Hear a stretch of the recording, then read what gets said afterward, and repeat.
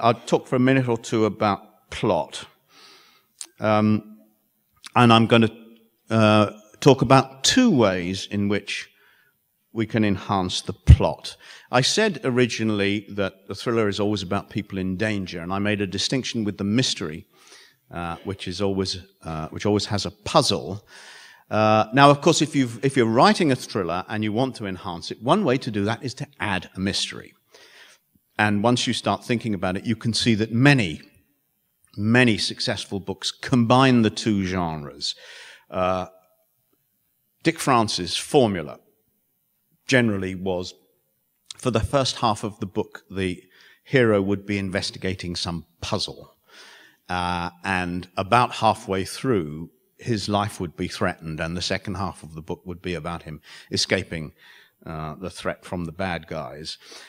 Typically, as the hero begins to close in on the solution to the mystery, then people who are threatened by his investigations will get physical and start to try and find a way to eliminate him. Alternatively, you can have something that runs all the way through the story. You can have a character constantly thinking, who are these people? Why are they trying to kill me?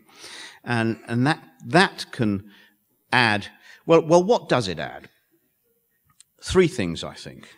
You've got an additional narrative engine, as well as anxiety, whether the hero will survive. You now have curiosity in the reader. What does this mean? Both, incidentally, used with masterly skill by Dan Brown in the Da Vinci Code that I mentioned before. Both the puzzle, what is going on, and the danger, constant danger.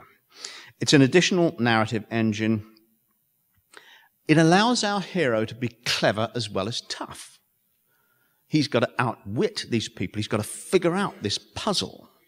It gives us another reason to admire him, because he understands the significance of things, the significance which we, the reader, haven't necessarily seen yet. So it makes him more admirable. And finally, if you add a puzzle, what that gives you is the ability to change pace. Relentless action doesn't work very well. It becomes tedious. We were talking about Shakespeare, and you'll notice that after the most harrowing scenes in Shakespeare, there's generally a scene of broad comedy. There's a porter or a gravedigger or a dopey policeman called Dogberry who comes along and makes everybody laugh. Actually, Shakespeare's broad humor doesn't work very well in the 21st century, but I bet it worked in the 16th and 17th centuries. But that change of pace can be quite important. If you take your reader through something harrowing, a scene of physical violence or a murder, it's quite good to give the poor reader a rest in the next chapter. And one way to do that is to have the hero investigating something. So he's not using his fists, and he's not using his gun, and he's not running.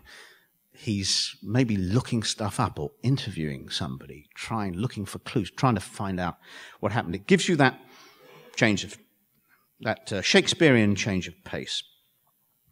And finally, another way to enhance the plot is to add a clock, a deadline, a countdown. Works terrifically. I've done it several times in my stories. Not only do our characters have to achieve these things and overcome these tremendous difficulties, they have to do it by midnight or by tomorrow or by the end of the month. And that puts extra pressure on. They say, well, we could do this. No, we couldn't. There isn't time. More desperation, more suspense. The clock, if you've got a story, and I've done this, you've got a story that's all right, but it's not working quite as well as you want it to, find a way to give everybody in the story a deadline that they have to work to, and that will really speed it up.